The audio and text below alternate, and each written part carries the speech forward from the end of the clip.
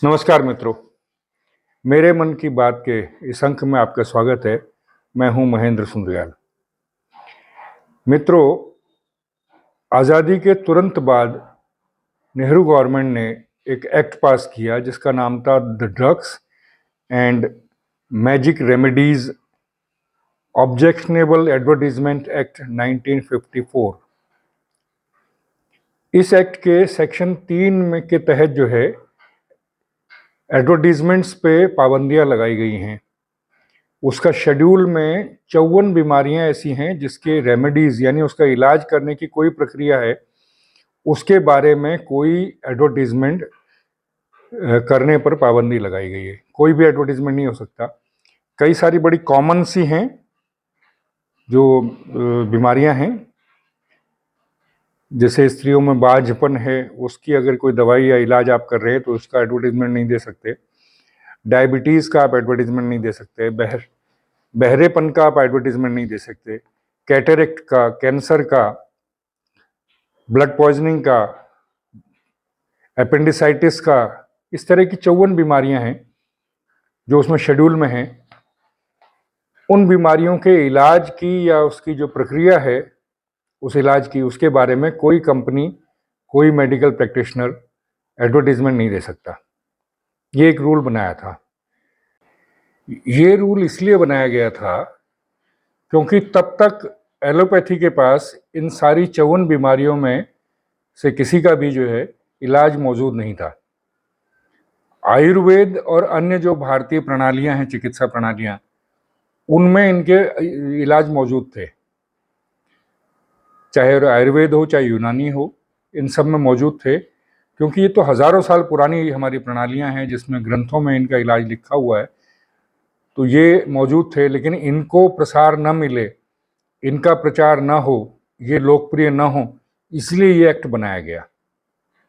अब हुआ ये है कि एडवर्टीजमेंट नहीं दे सकते, लेकिन पतंजलि जो है रामदेव जी की, उस कंपनी ने एडवर्टीजमेंट किया कि बहुत सारी बीमारियों का इलाज कर सकता है।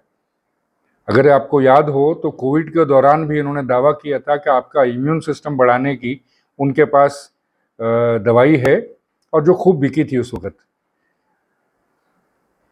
अभी जो है उन्होंने बहुत सारी बीमारियों के, जैसे डायबिटीज़ है, कैंसर तक का उन्होंने जो है दावा किया कि उनके पास इलाज मौजूद है। उनका बहुत बड़ा रिसर्च सेंटर है पतंजलि का, जहां आयुर्वेद पे रिसर्च होती है, जिसकी वजह से ये प्रणालियां कामयाब भी हो रही हैं। तो इसको इंडियन मेडिकल एसोसिएशन, जो एलोपैथिक जो डॉक्टर्स की जो एसोसिएशन है, उसने सुप्रीम कोर्ट से इस बारे में शिकायत की कि लाला रामदेव सेक्शन 3 का वायोलेशन कर रहे हैं। 2023 में नवंबर में रामदेव जी ने या उनकी कंपनी ने एक जो है अंडरटेकिंग दी कि हम अब ये एडवर्टीजमेंट नहीं देंगे। लेकिन किसी कारणवश फिर कोई एडवर्टीजमेंट इशू हो गया, तो कंटेम्प्ट प्रोसीडिंग्स के लिए आईएमए ने, इंडियन मेडिकल एसोसिएशन ने, दोबारा सुप्रीम कोर्ट में पिटीशन फाइल की।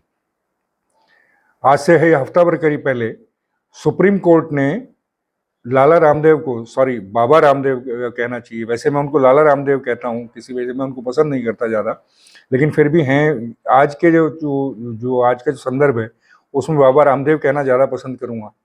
तो बाबा रामदेव ने जो है वो कोर्ट में खड़े होकर के एक एफिडेविट दिया एपोलॉजी का, माफ़ी का, जिसको सुप्रीम कोर्ट के जजेस ने कहा कि नहीं, ये काफ़ी नहीं है।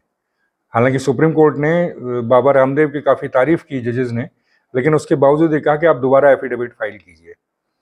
तो ये तो रहा सुप्रीम कोर्ट का मामला। और सुप्रीम कोर्ट ने, ठीक है, जब एक किसी एक्ट की वायलेशन है तो वो सुप्रीम कोर्ट तो कहेगा ही, एक्ट नहीं होना चाहिए वो अलग काम है, लेकिन अगर एक्ट की वायलेशन होगी तो सुप्रीम कोर्ट एक्शन लेगा। सुप्रीम कोर्ट अपनी जगह बिल्कुल सही है। गलती कहाँ जो है, जो गलत हुआ है वो ये है कि उसकी जब रिपोर्टिंग हुई है तो किसी ने ये नहीं बताया कि एडवर्टीजमेंट करने के पीछे ये सारा झगड़ा था। इसको ऐसे प्रस्तुत किया गया जैसे लाला रामदेव ने जो है बहुत बड़ा कोई गुनाह कर दिया, जैसे उनके दावे झूठे हैं।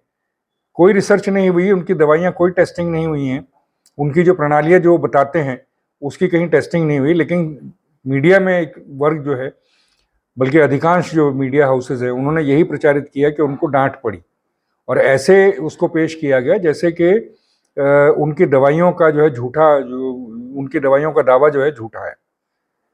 ये मीडिया की गलती थी। सोशल मीडिया में भी अगर आपको याद हो, वृंदा कारात ने कुछ साल पहले जो है पतंजलि की कुछ दवाइयों पर जो है विरोध किया था, काफ़ी उसको सुर्खियां मीडिया में मिली थी, लेकिन जब वो जांच की गई तो उनका दावा झूठा पाया गया। कांग्रेस के नेताओं ने उनका साथ दिया था तब। तो एक सिस्टम बना हुआ है जो एलोपैथी को प्रमोट करता है और आयुर्वेद और अन्य जो भारतीय प्रणालियां, चिकित्सा प्रणालियां हैं, उनके विरोध में रहते हैं। यही इस बार भी हुआ है।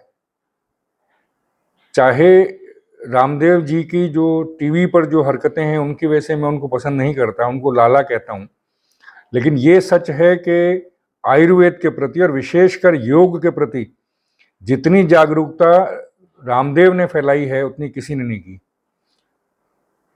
ठीक है, वो भगवा पहनते हैं इसलिए हमारे मन में एक परसेप्शन है, हमारे मन में एक धारणा है कि भगवा पहनने वाले को ऐसे जो व्यवहार करना चाहिए, उसके अनुरूप उनका व्यवहार नहीं पाया जाता, इसलिए पसंद नहीं करते हैं। लेकिन इसमें कोई दो राय नहीं है कि योग के लिए और आपके आयुर्वेद के लिए उन्होंने बहुत जागरूकता पैदा की है। आज उन्हीं की कोशिशों का परिणाम है कि करोड़ों लोग रोज भारत में जो है और विदेशों में भी योग करते हैं और अपनी जो है छोटी मोटी बीमारियां जो है दूर करते हैं।